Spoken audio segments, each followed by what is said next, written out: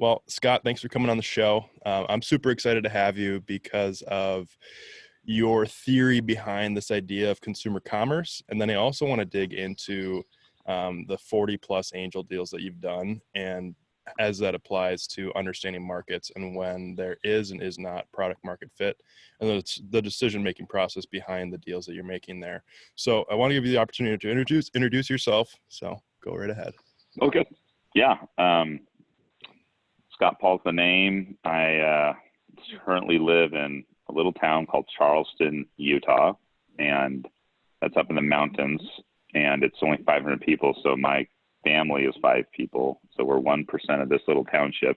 Wow. And yeah, I'm out here, my 3 girls and my wife and a handful of animals. We got 4 sheep, a dog, 3 cats, 9 chickens, 2 beehives, and 3 birds and I think 8 fish in the pond, and what is it? A dragon, one of those little lizards. I forget what they call them. They're little like oh man, there's something dragon. So Komodo my dragon? daughter likes it. Not the Komodo dragon, Oh, just okay, like the okay. bearded dragon. Okay, Bearded a bearded dragon. All right.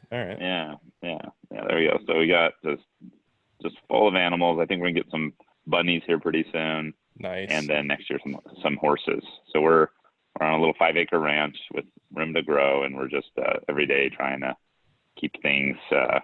It's definitely a job of in itself, just running a little ranch with the family, and it's been the best decision we made though in our life, just to kind of get away from everything, and it's been really good during COVID because there's been just kind of we're away from it all, and so it's really easy to shelter in place because there's not really anywhere to go. We're already doing not anywhere to go, and we got a lot to do here. We can fish in the river in the backyard. We can drink from the well. We got some solar, so we feel really we felt really safe during this time, and hopefully things are getting better now though. So it seems like a lot of restaurants are opening and stuff. So that's me where I live, and my day job is running a company called Woolly, which is a marketing software. Well, it started as marketing software. It's moving into like a commerce platform.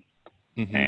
And that transition has been it's metamorphic in that we've kind of had to go into cocoon and come out as something almost different, and we're now just kind of creating that new thing.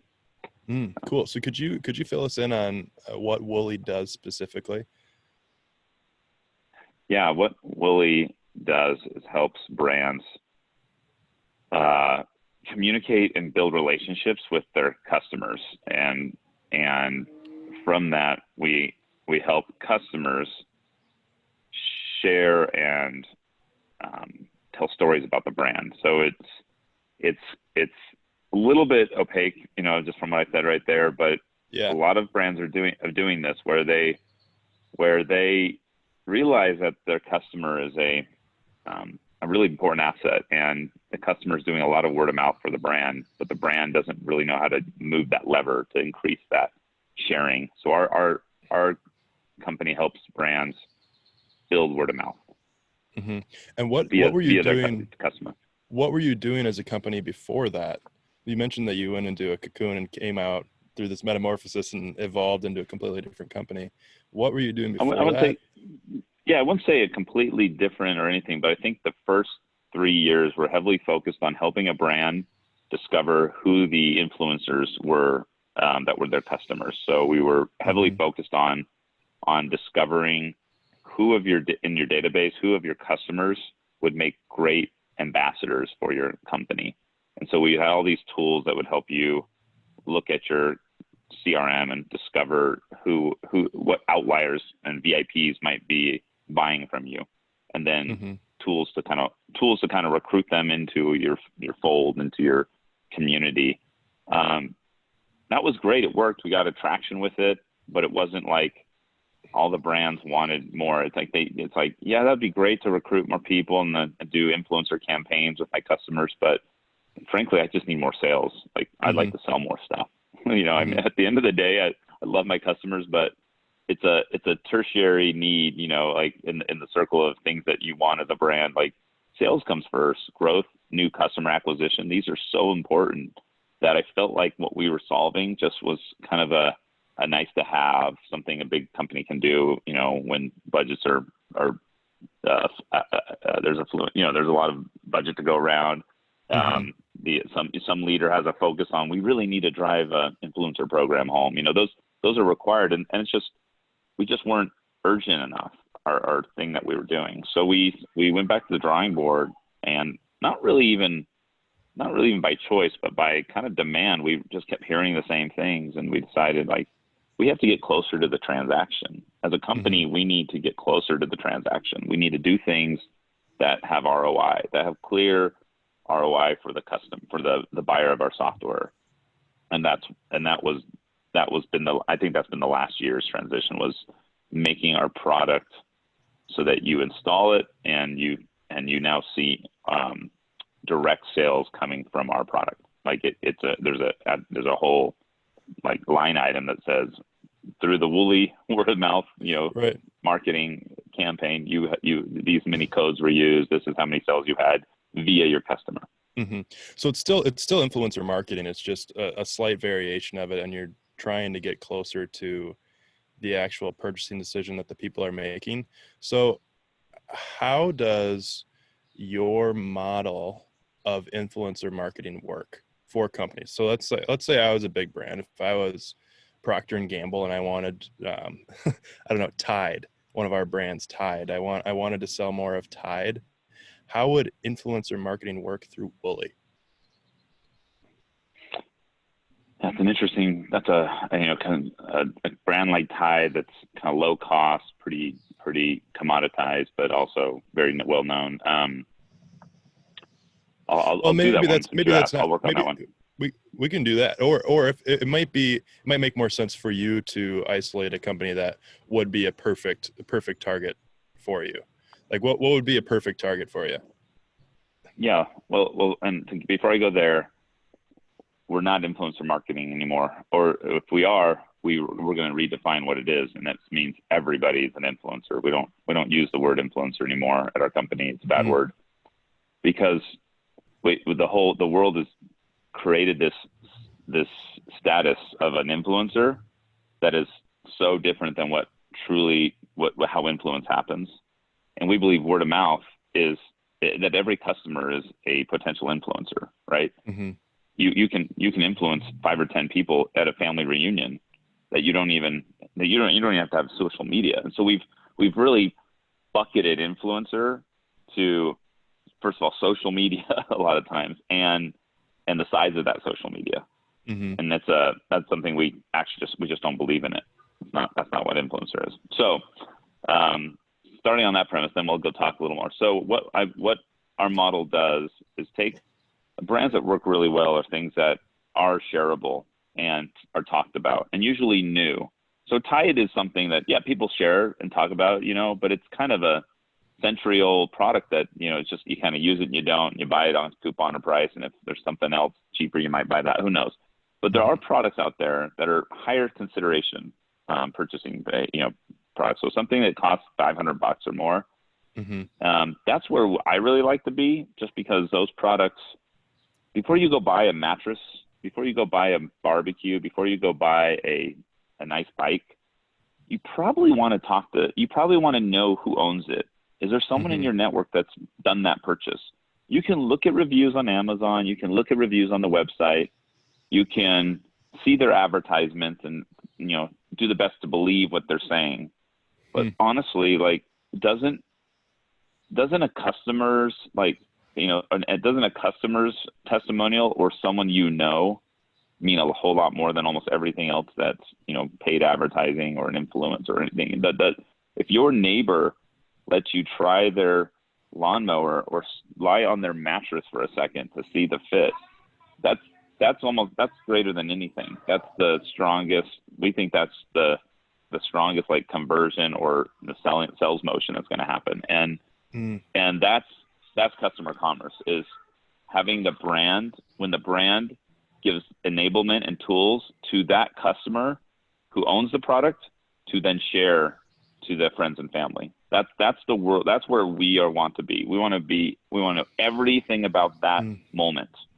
I don't care about what happens on Facebook. I don't care about buying ads and targeting people that are anonymous beings out in the world. I want to make it frictionless for you to share the things you love Yeah. for the moment that you're around talking to people, and have that not just the sharing be frictionless, because it already is right now. You can share today something you love in conversation with anybody you talk about, but Right. but making the referral and making the link and you being able to actually do the sell. Like, what if when you show someone your new barbecue, you're actually able to give them the ability to check out right there. Like, hey, here's the ability to buy one of these, or at least save it for later. And it's maybe it's discounted. It's a friends and family, little offer. So what about, it's a brand enabling every one of their customers to be a salesperson for them. And that sounds MLM-ish. That sounds, it sounds a little bit like, ooh, I don't want my friends selling me. Yeah. But we're already doing it. Yeah, how do you walk that fine line there? Because I get what you're saying. Like, if I'm looking for a bike, actually I'm looking for a bike right now. So that's a really good example that you brought up. Let's talk bikes.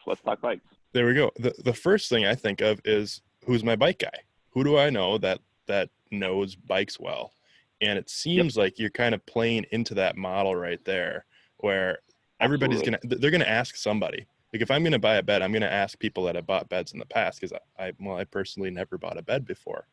But how do you walk the fine line of influencing these people to share the products that they really enjoy with their friends, without getting into a place where people are just doing it because they're given some kind of cash incentive, just like the traditional influencer model that you were talking about before?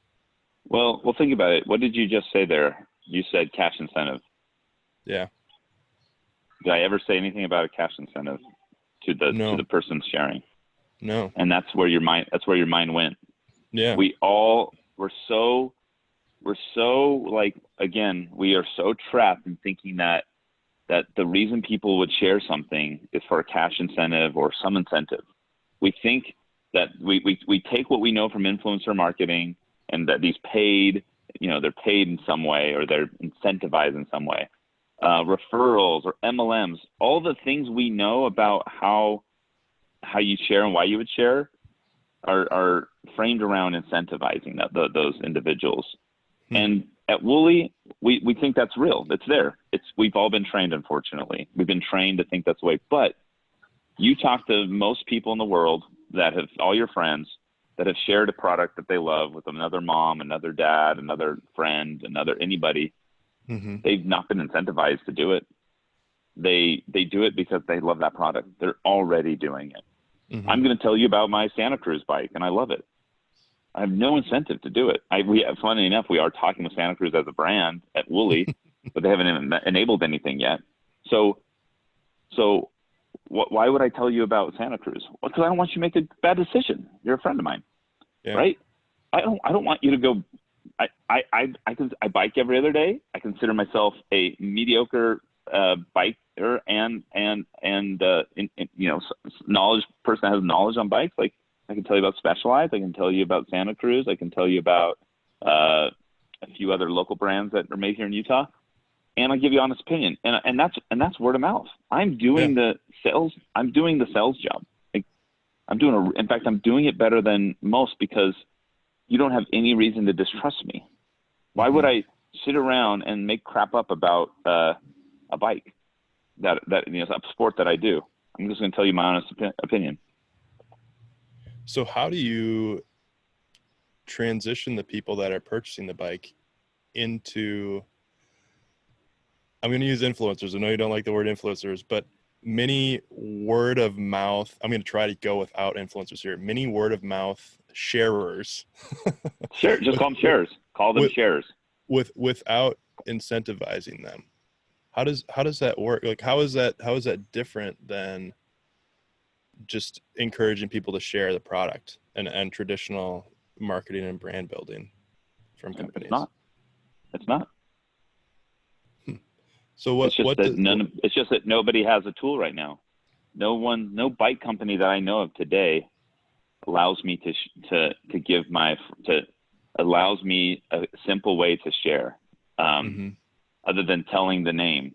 What do I do right now if you have a bike? If you want a bike and I have a bike that I think you should try, or like, I can say, look, I really love the Santa Cruz. My bike, Yeah. carbon wheels, it's light. It changed the love of the sport for me. Mm-hmm. And you should at least go try out a tall boy at some point. You know, it's expensive, but like if you're going to get serious about this, you know, budget $5,000 and go try out some bikes. Mm-hmm. Well, what are you going to do right after that? Right now, what do I have to give you? Think about it. I just gave you a name. Just the name and maybe a model. Yeah, maybe a model. I gave you tall boy, right? All I would Right? do with that is just go online and look for it. Yeah. And guess what?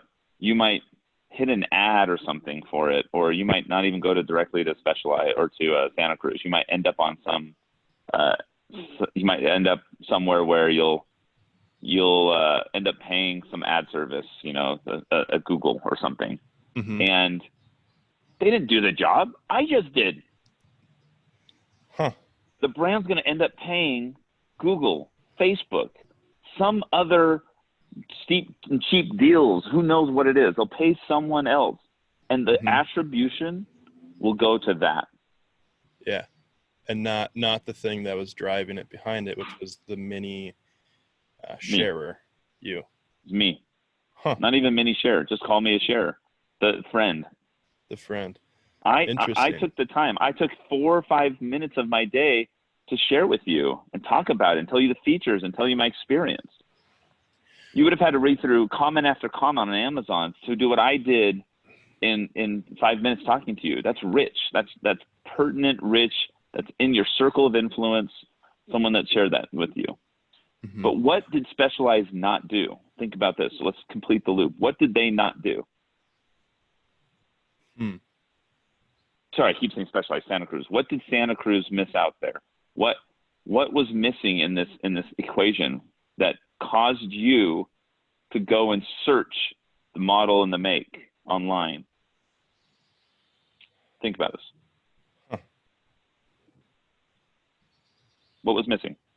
What was missing? I'm not sure. Why didn't I get credit for the sell? Why did Scott Paul? Because there's no way to track it.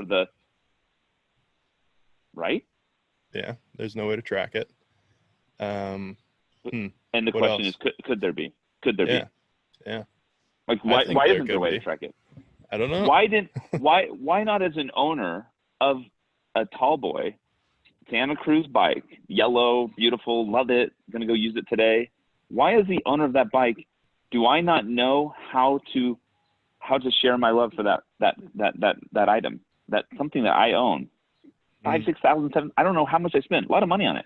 Why don't I have the tool, the link, the code, the thing to just always share it? It's something that I've invested so much money into, and people ask me all the time when I'm on the trail, why did I not get the ability to quickly share with you right here? Say, you know what? Go look at my profile on Woolly. Go look at me on this app, or better yet, here's a link. And you would then be able to go and see my rich review. It could be video, it could be whatever. You would be able to see everything about my bike experience, all the places I've gone. Not only that, you would see, well, most likely, a discount code to almost double down on the chance that you will give the attribution to me. The brand would want to know that I converted you, so they would give me, just like they would give any retailer, some amount of discount. Sorry, my sheep are getting. Hold on, this is great. My sheep got chased by a dog, and you got to see this. Okay. So they're right out. Do you see those guys out there? Yeah. They usually hang out in the field, but they got chased by a dog. So I'm gonna go chase them back in the field real fast. Okay. This is live on camera. Get out of here, guys. So this is our mascot for Woolly right there. I was gonna ask about that. Yeah. So anyway, that was a fun little diversion right in the middle of our e-commerce we were completing the loop on what C-commerce is, and I got distracted by that. We're close, but that's So. good that you brought the sheep in, because that's what Wooly does, and that's what we're getting close to sharing here. So with that, they'll be able to see everything about Santa Cruz bike, but I think, are they going to be able to see everything else that a person buys? So if you bought a Santa Cruz bike and then you also bought X bike helmet, Y biking gloves, and everything else, so it's kind of like a social media platform, but it's not social media. It's like a platform, and you flip the script on where the reviews are hosted. So instead of the reviews hosted on every single company's website, it's hosted on my page, and I am connected to all of these different companies. Okay. Amen.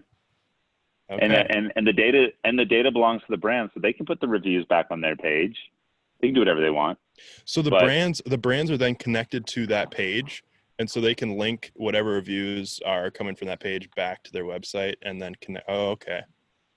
Wow. And they're putting their products in there, and you can buy products from that page. We're directly linked to the commerce experience. Cool. Very cool. So to flip the script on you, what are the benefits of direct paid marketing on these platforms like Google or YouTube or Facebook, Instagram? What are the benefits in that?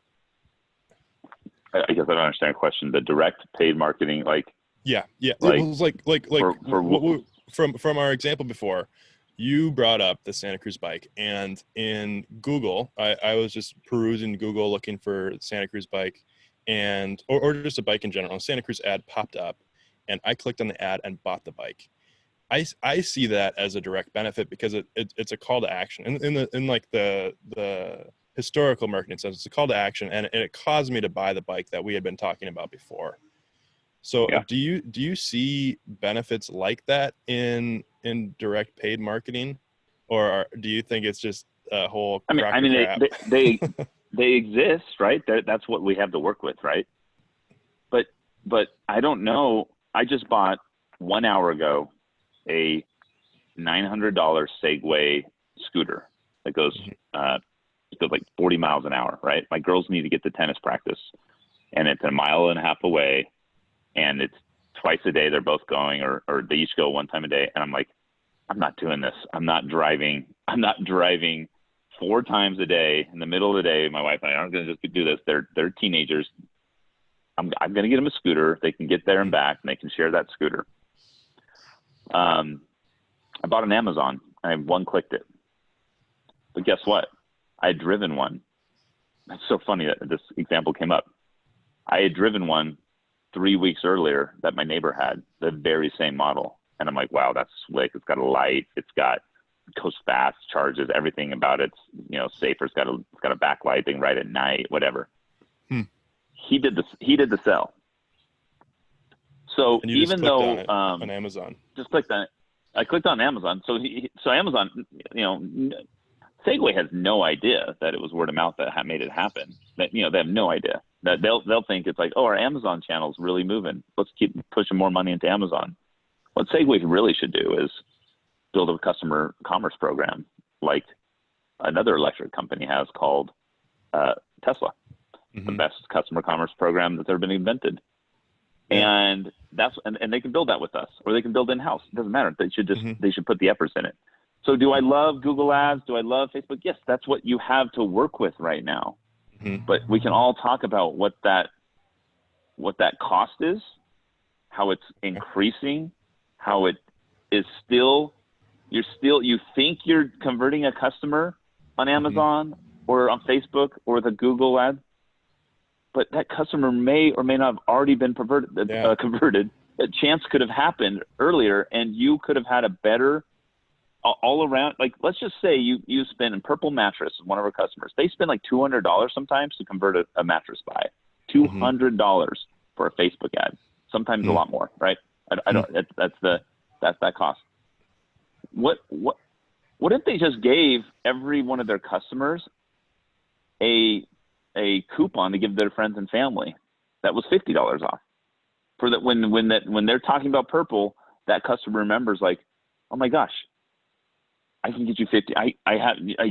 don't go buy one on the site. I've got $50 I can give you because I'm a friend. I can refer you. I've got a friends and family thing. I think a lot of customers would do that. It would they would remember possibly like, oh my gosh, like, let me show you, or better yet, that $50 is right here on my profile. That's on my phone. I can get it to you in like 2 seconds. Yeah. In fact, I remember where it is. I remember where it is because I bought the product and they told me about it. And they told me, hey, you love us? Share us. Oh, by the way, you could do an incentive. You could give them $50. You could give the person referred it if you want. That's an option. If you want. How much are you still saving as a brand? You're saving $100 not going to Mark Zuckerberg. So there's that's so interesting to me. And I feel like it makes so much sense for Wooly to be around because it would be impossible to keep track of all the purchases that you're making and all the different referral programs if it's all through one app. Holy cow. Yep.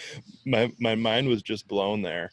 I wanted to, I was going to wrap this into a discussion about a post that you put on LinkedIn a little while ago.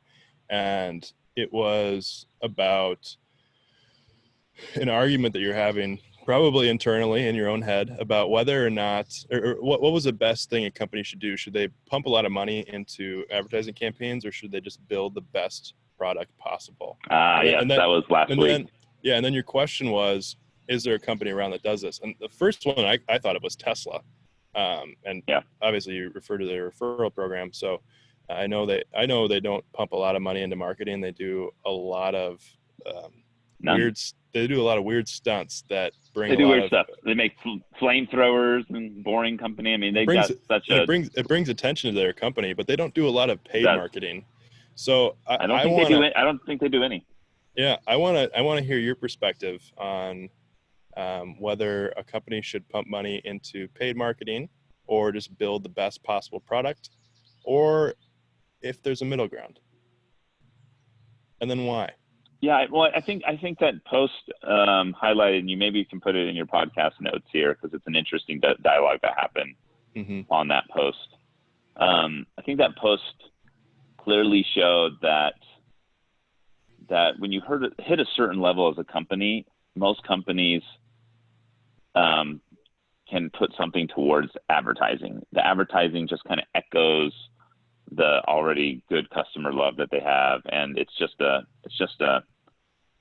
not a necessity. It's not something they're addicted to or have to do. It's like the budgets are nice. Like, why not just kind of keep us on top of mind of customers, and like Coca-Cola. Like Coca-Colas of the world. Yeah, exactly. They don't. It's like the second most well-known word in the world. Coca-Cola, the brand. Yeah. It's like there's no, and then Coca-Cola, and then yes, and those are the three most common words in the world. That's not factual, but it's something like that. And it's a fact. It's your fact. It's good. It works for us right now. It's good. It's true. It's probably true. And I've been everywhere in the world. I'm almost every continent, and Coca-Cola is a universal brand and a word, and they say it all differently. Coca-Cola, I can think of the way people say it, but yes, it's universal. Do they need to advertise? I mean, like, isn't everyone drinking Coke? Just branding, and every time we see it, just keeps hitting us and hitting us. But I think it's like a perfect example. They have so much money that, like, why not just keep the economy going and hire an ad team and put money into agencies and just continue to own and dominate their metrics are like, are we the second or third most well-known word? And like they're watching their list of like, oh guys, it looks like No is catching up to Coca-Cola. Yeah. Let's double down on India. Yeah, double down on India before it drops to fourth place. It's just it's the thing they can do, and that's fine. A big company, they can do that. Now let's go to the $10 million e-commerce company. These guys are addicted to advertising. They're addicted. It's not a nice to have. It's not something that just kind of reinforces what they do. They can't not live without spending on Facebook. The second they stop, they actually might flatten out or just have, and it's almost every dollar they have. It's almost every spare dollar they have, they put to acquiring new customers on advertising platforms, advertising platforms, Google, Facebook, whatever. And that's kind of where I'm really asking the question is like, could you start a company, or is there a company that could make such a great product that the customer does all the work for you? That in fact, it's built into it was built into the very game plan. I'll give you an example. I have an idea to build a spa for men. It's like a Japanese onsen here in Utah. And I will probably do it at some time. It's not the best time in the world to build a spa in a COVID world. But what this would be is it's not a scalable business. I'm not trying to take over the world. But I had the idea to put it somewhere and maybe have like Japanese characters on it. And that's about it. There's no Google listing.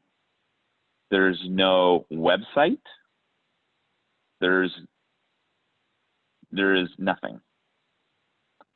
And what you do is you invite 10 people and give them membership. And that's to it. This thing. Yeah, that was and then every one of them has the ability to invite 2 people. Max 2. You have 2 invites as members to invite so it's 2 more people. Exclusive then. Interesting. Well, maybe. I don't know. How fast could it spread? Right? Oh. It could be exclusive, but what if the coefficient, viral coefficient is like everyone uses those 2 codes? You would have to go build another one and another. Like it depends on if the product is so amazing. Sorry, did I lose the video? I think someone called me and it killed the video for a sec. There we go. What if that product is so incredible that it just keeps getting spread and spread and spread and spread, and it monetizes, right? The membership monetizes in a way that they don't that is profitable. And what if like the members onboard each other, right? So you don't need a website to tell the benefits. What if a member, and you have 2 invites, and those 2 people only know about the hours and how it works from the other members? And if those new people bring in 2 new people, that's all the whole thing. There's no incentive. I'm not telling the members that they get an override. It's not MLM. I'm not telling them to give override on these friends. They're wanting to bring them in because it's a really nice spa, hot tubs, saunas, like just a place to relax after, writing code all day or selling software, whatever, in this area that I'm thinking. It's the tech community. And, and I'm specifically saying men because I think women have a lot of options in spa right now, and salon and hair, and a lot of men just don't, especially in Utah. It's not, they have gym and they don't have sports bars because it's Utah. There's there's gyms. We just don't have a lot servicing us here in Mormon, capital of the world. So you see kind of where I think you could actually, I don't know, this is unknown, but I almost think that you could start brands in other ways and focus heavily on product and heavily on customers, and not just not advertise, but not even think about it. Write down your messaging. Not even write down a website. Yeah. Huh. I'd love to be one of the first 10 members. Right. That's all I can say. It's super intriguing. The first 2 things I think of are, I guess the first thing I think of is, whoa, is this going to turn into some kind of cult? And the second thing is, of course it is. Of course it is. I'm horrified now. And the second thing is, this is going to be really cool. And I'm looking forward to when you do it.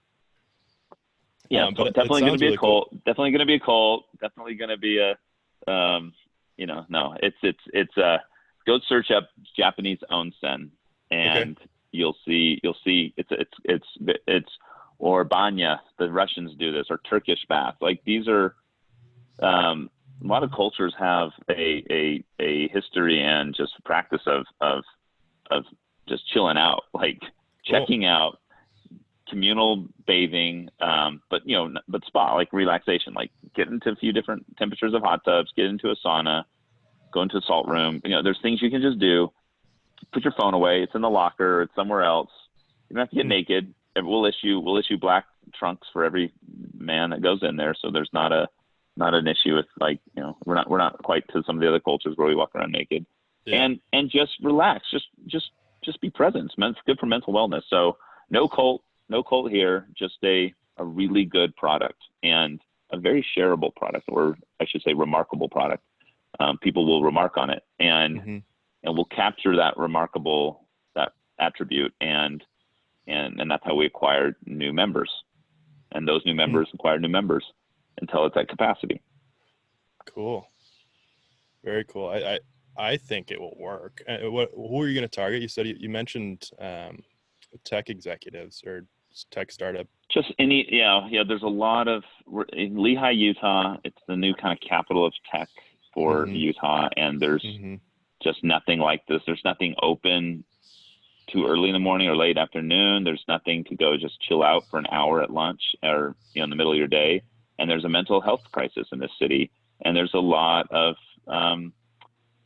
there's just a lot of people, and men and women in the community, but men don't have a lot for them to just check out. Some of the places try to provide gyms or maybe napping pods. I've never seen it, but there's just not a lot. We talk about, like, oh, we're all about mental health, wellness and stuff, but there's just nothing to actually do that with. Like, you can buy your company Headspace accounts and let them meditate in their chair in an office, but no, I'm giving a place where you step into it and you feel like you went 300 years into into a Shogun era, samurai era, Japanese spa, and you're going to check your phone out, and you're going to get vulnerable and real and just relax. And you can talk quietly with other people. You can go solo. It doesn't matter.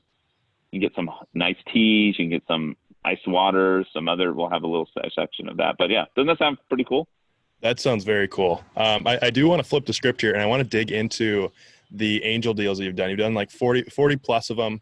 The biggest question I want to ask you is, what are you looking for in an investment in any company? And what are some red flags for you in terms of product market fit? A red flag is not having product market fit. I look for. What do you do to isolate that, though? How do you know if a product is so early stage? How do you know if there's going to be product market fit? Well, I invest really early, meaning I'm usually the first check on most of the deals I've done, and that's my advantage, is that I get I don't invest a lot of money, so I kind of have to be there when it's small. Once it goes to Series A, and that's the big boys, I can't really follow on as much. So I love the discovery process. Plus, I just love that stage of companies. So a lot of these don't have product market fit. It could be an idea. It could be, I'm just looking for team, really. I'm looking for team. I'm looking for the idea that, like, will resonate with me. So if things get tough for them, can I do anything? Can I weigh in? Can I sit in a board meeting and help them? So someone will come to me about something that's just not in my space at all. That's something I'm not passionate about or don't really understand the business, but it could be wildly profitable, biotech, something like that. Like, hey, great for you. Like, go find some doctors or scientists. It's not me. I can't help you. If things get tough, I can't do anything for you. But if you're building an app or making a physical product or something, and customer acquisition is going to be an important part of your business model, and I feel like I have some understanding of the space you're going into, and not only does it help me evaluate the space and the investment and seeing if what the team is looking at is going to work, but it also allows me to help, meaning, I become smart money, right? I don't want to be dumb money. I'm not rich enough to sit around and just throw checks around and hope that they give me return. And I have so much of it. That's dumb money. And you can get that. There's a lot of it. I'm smart money. And that's not because I'm smart. What that term means is I'm more than the money. The money has a plus sign next to it. It's or an asterisk, right? it's $100,000 plus a guy who has been in the influencer marketing space for 8 years, right? Or a guy who has advocated for fintech consumer apps for 5 years and is passionate about Acorns, Robinhood, Public, Stash, all these apps that I've used heavily and work on and love, and Coinbase and Bitcoin. So it's not only do I have passion in the space, but I actually have a voice or talk about it or know individuals. I can weigh in and sit there in meetings and help build your ambassador program, your referral program. So that's where I get smart, is I try to add what I know in the world to the companies I get involved with. And I didn't do that as much at first, and I made some big errors. My first check was to a freaking golf apparel company. It was a friend that had worked for me that had this idea, and he beat me up enough, and I gave him money. But guess what? I don't golf. I don't know anything about golf. Yeah. At the time, I knew nothing about apparel. I actually don't believe in apparel. I believe in just one outfit for the rest of my life. And so I'll invest in that idea. I'm right there with you. All right. Well, then I'll show you a link after this of Tyrone building a one outfit for the rest of your life.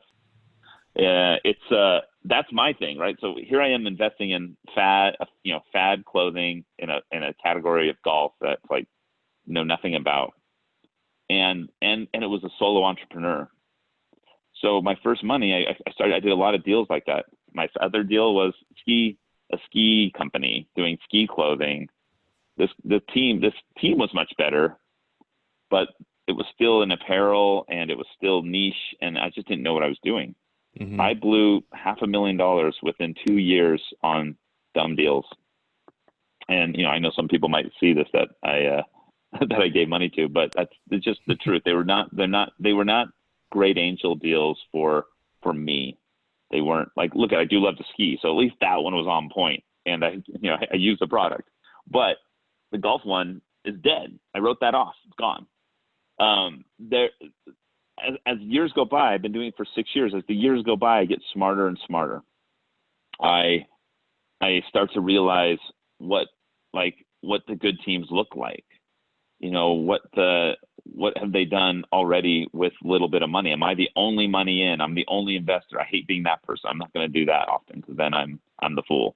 You want to have other people, that the few other people that are backing them, credible people that have done this before. You start to see patterns. There's pattern recognition comes into play.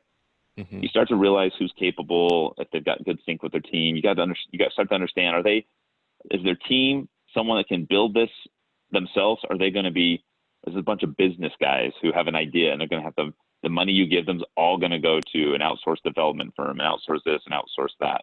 I don't want to back that anymore. No way, never again. I will only back a team. The team is the team. The team can do the whole thing. The team can ship a product, and not not some idea people that have to go hire that whole team out. I want to invest in people that can do it all, so that my money is going towards them to create. So now I'm really, sorry. No, keep going. No, I'm done. I was just going to say, it reminds me of a very, very favorite quote of mine from Steve Jobs. And it goes, you can only connect the dots backwards. You can't connect them forwards. So looking back on all the different things you've done, you can only recognize patterns looking back. And you can't recognize them going forward. Yep. And that's helpful. Go ahead. For this, that's helpful for what I do, and that's why I stuck with it. Because I am getting better. I've had, in the last 2.5 years or 3, the deals I've done are increasingly better. They're already moving to Series A. They've been backed by Andreessen Horowitz and by massive companies. Right? They're increasing in value. The paper value, whatever, my investment has gone up already 20 to 50x on 3 of my investments. I've yet to have an acquisition, meaning none of my investments have exited. So I haven't got the check back yet actually I had one, the very small one, but that's going to be the next exciting phase of my, I've been planting for 6 years. I'm hoping that the next 6 years is, harvesting some of these. And actually experiencing that. And then, you know what? Out of 40, it'll probably only be 4. There'll probably only be 4 that are going to give me an increase. There'll probably be one that gives me 50 to 100x. There'll probably be 2 that are flat and maybe 1 that's a triple or double, right? That's the math. That's how it is. So Interesting. luckily I stuck around to do enough. I did enough that I actually will probably come out ahead on this thing. If I stuck with my first 2 years of doing it, I would have lost my shirt completely. Everything would have been done. It would have been because I only did 5 or 6, right? And I didn't get to the 10 you need to do to get the one winner, right? So I would have struck out. And so I stuck with it. It's been a one-way wiring fest, meaning my wires go out, they don't come back in. But one day the harvest will come, right? Yep. And so there is, you hear about angel investors, like for the most part, unless they've been doing it for 20 years, they haven't harvested yet. And so I am not a successful angel investor by any means, because I don't have anything to show for it. Yet. Okay. Yet. Last question I have for you, and this is one that I'm trying to ask everybody. It's about white space and what we're not seeing. So, aside from what we talked about today, that would be a very good answer to what people aren't seeing. But what are marketers missing out there? What is an opportunity for people to market their product and activate their consumers, other than what we talked about today?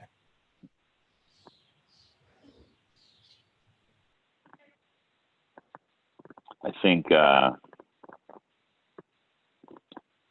you're seeing a lot of the TikTok. There's a new one called Zine. It's the most popular app in the store. You get paid to watch stuff. There's this one called Pop Shops Live.live. I think that you need to get in front of and find a way to be present on places that allow for visual storytelling of your products. And if your product is at all pertinent to 30 and under, 25 and under, go take a chance on these TikTok things. I hate the app. I don't use it. It's not something I want my kids on, but that's my choice, right? That doesn't mean the world isn't on there in the billions. So you probably heard this already, so it's not like that's white space because everyone's talking about it, but it's still very much. I remember at Disney, and even before Disney, when Vine was white space, and we used Vine and built the influencer marketing. Like we were the biggest marketers on Vine. We drove 10 million installs for a particular app just using Vine influencers. We were the first to pay most of the celebrities on that platform, who are now big media personalities that have now gone to YouTube. It was white space. Anytime people start swarming around an app in the millions, that's what happened to Instagram early. That's what happened to Vine. That's what's now happening at TikTok, and it happened at Snapchat. And when I was at Disney, it was Snapchat. It was all the rage. I really think that if you want to go after white space, you got to know what it is. It's opportunistic. It's time. It's all about timing. You got to get in there before they change all the algorithms and make it hard, and the influencers start charging 5,000 times what they're worth. Mm-hmm. Like it's a funny thing, but yeah, if you get to white space early, you have really nice first mover advantages. You have arbitrage that's just amazing. The first influencer we spent money on in Instagram was $20 to 100,000 followers of her followers. Wow. And I drove 2,500, or my partner did 2,500 installs, I think, on that first post for $20. Yep. And then it's like, and then everyone asked, can we do the same thing for you? All these kids that had these big accounts that were just like meme accounts. Can we do that? Can we do that? Within a few months, we had 500,000 installs and spent less than $20,000 on that. Wow. That's just not, you can't do that at all anymore. So that was white space. So that's what I'm going to end on, is go find where's this feeding frenzy happening around content and around users. Where are they feasting? And just get there, but know that it's temporary. Like, just know that you got to be nimble. You got to go there, play it, do some stuff, enjoy a little bit of a harvest, and some of it might stick around and it might become mature like Instagram, and others will become like Vine and Snapchat. They didn't become what they once were in the for advertisers. They're still trying to figure it out. That's the digital stuff. There's other things we can talk about next time. There's outdoor advertising on digital billboards that you can be dynamic with, meaning you can change your ad every second, and every billboard can be different. You can run really creative campaigns because of technology allowing you to. My friend's company, it's called Blip Billboards, all over the world. You can dynamically turn billboards into something that would look much like digital media, where it's flipping all the time into new things, and you can have that multimedia dynamic like experience that you could do on display or somewhere else on a billboard. You can't, not video, but you can get creative. You're not limited now to something that has to sit there for 3 months and can't go. And even the digital billboards you see, most of them in the world are still run like physical non-digital billboards, meaning it's digital, but the thing doesn't change. It sits there for 3 months with the same messages, even though it's pixels. And so Blip is allowing you to change that, and you can do whatever you want. So it's up to you to be different. And that's another white space to me, massive white space. So I see a lot of these. There's a lot more I could go on to, but those are the two I'm going to give you. And that Blip example right there, that is referral marketing at its finest. Oh yeah, right there. Yeah, Scott, thanks for coming on the show. Go ahead. Here's completing the loop. If you want to try Blip, message me on LinkedIn. I will give you $500 of free advertising credit, meaning you can go run a billboard you can put "Happy Birthday, Mom." I'm going to give you $500 to go try Blip. And that is C-commerce right there. He just used me. My friend just used me as a user. I just shared it. And I'm telling you how it's not as simple as go to my profile and just, go use my code. But I'm telling the friction is being removed. I'm saying, come talk to me. I'll give you a way to get $500. That is what I just did right there is what I'm going to do with eventually for the bike company that we spoke of and every brand that's out there. The customer needs to be able to share and hook a brother up, hook a friend up, hook a sister up. That is what Wooly is. That's what we're doing. Hopefully that completes the loop without giving too much of the secret sauce away. I dig it. Loop is completed on my end, Scott. I appreciate you coming on, and I hope you have a great rest of your week. All right. Love it. See ya. Bye. Bye.